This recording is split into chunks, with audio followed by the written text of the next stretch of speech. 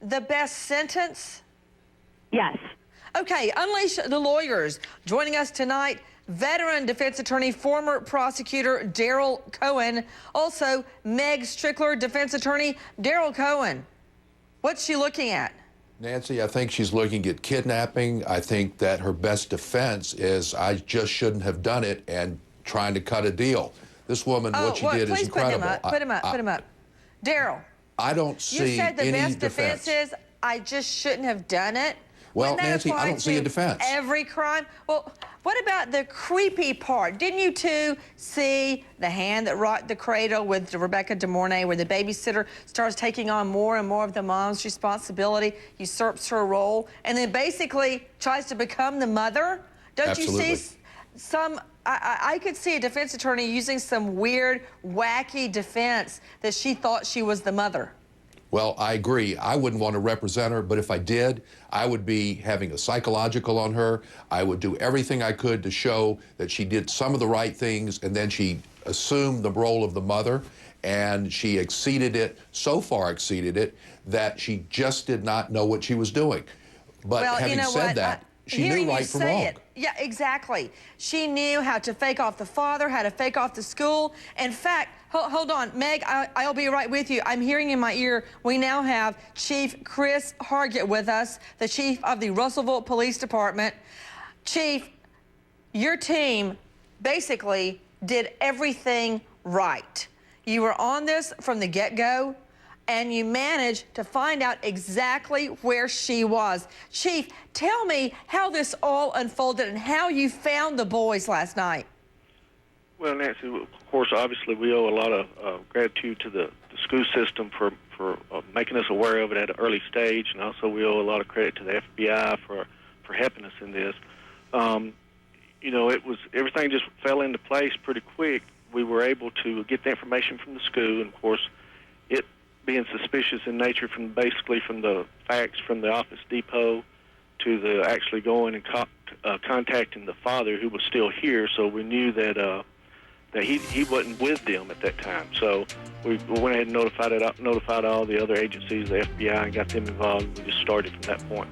But Mark Glass, the scary part that she took the children without the father's permission, refused to bring them back, lied about it, and then began posing as she were the mother. To what end? Did she want to keep those kids for ransom? Did she want to raise them as her own? Or did she have some kind of victimization in mind? What's she looking at now? She's looking at a lot of times. She's looking at kidnapping. She could be looking at life. She's looking at custodial interference. She's looking at also unlawful imprisonment. And we just don't know why she's doing this. Nobody answers. And then she probably thinks nothing is wrong at first. But when she finds out something is wrong, she thanks her lucky stars that law enforcement took this seriously enough that although they didn't fulfill... We are taking your calls. For those of you just joining us, the two little boys that we told you about last night were found shortly after our show alive in Indianapolis, where we suspected they were.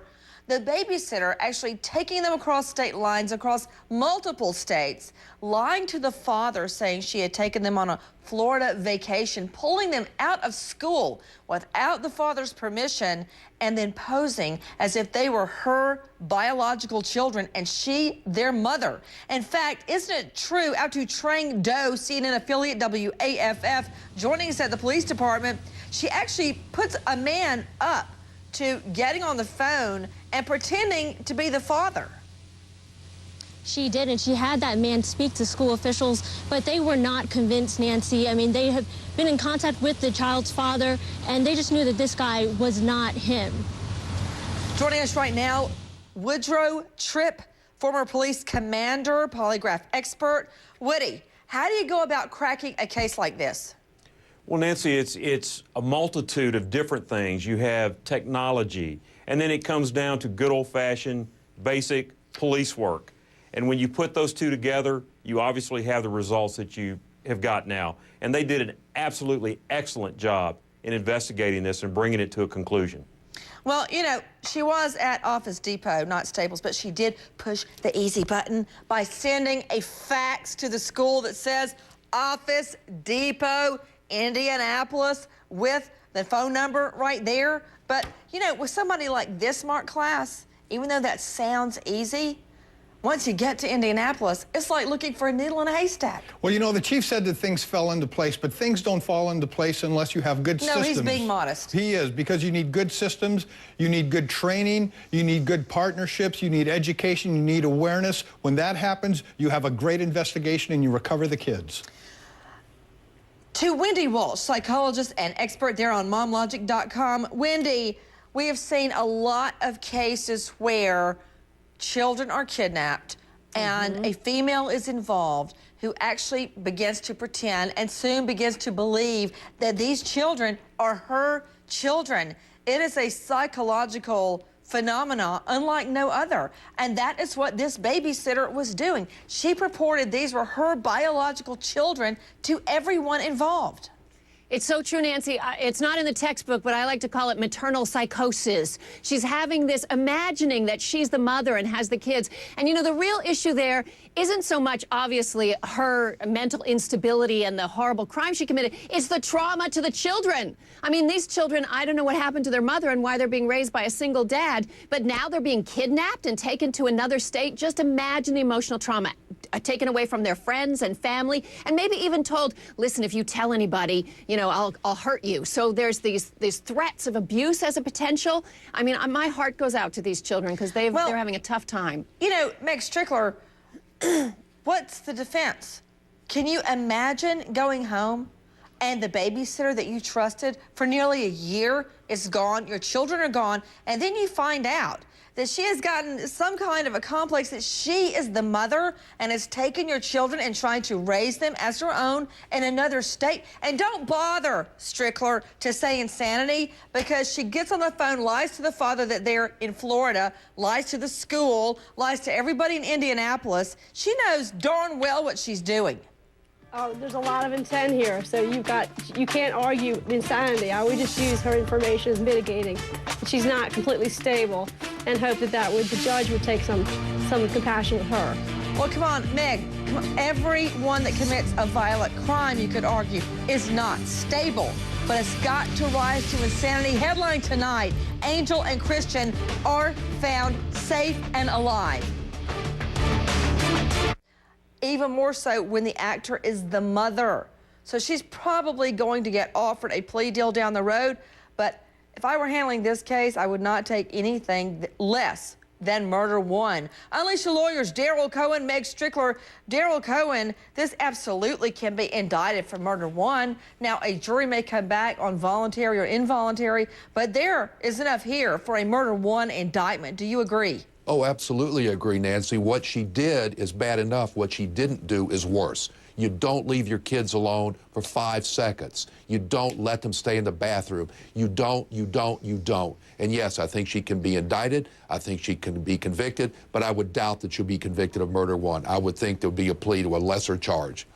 You know, Meg Strickler, there have been times when I've been alone and I had to leave to get a towel or leave to get something with one of the twins in the tub. I was so, I literally ran. I ran, grabbed it and ran back. I was so afraid they could topple over or, you know, and then after the only time I ever did that, I got so worried about it, I would pick them up and take them out of the tub, which would cause a lot of screaming and commotion because they don't want to get out, rather than even leave them alone for the 20 seconds. Just so, because you don't know what could happen. That's right, and I have 2 children the same age as yours, so I get you completely. And you do run. Any mother who has their head on top of their shoulders would not leave their children for a second, and if they have to, like you said, if you've got to run to get a washcloth or whatever, you run, and you're panicking the entire time until you get back, especially like a 9-month-old who cannot sit up. You're not going to do that. But in this situation, I do agree with Daryl, you're going to get not murder one, probably voluntary, but then we're going to worry about sentencing. And she probably would get less sentencing if this was the father versus the mother. I think she's going to get less because of her overwhelmed whatnot. There's going to be defense in that sense and We mitigating are taking sentencing. your calls live, and as we go to break very quickly, tonight's case alert. The search for a 72-year-old grandmother vanishing, Oregon. Sandra Meyer missing after she never makes it to her book club meeting. She did not have her cell phone, no activity on bank accounts. Her red VW abandoned Old Mill Shopping District. Miles from the book meeting she was attending, she was last seen wearing a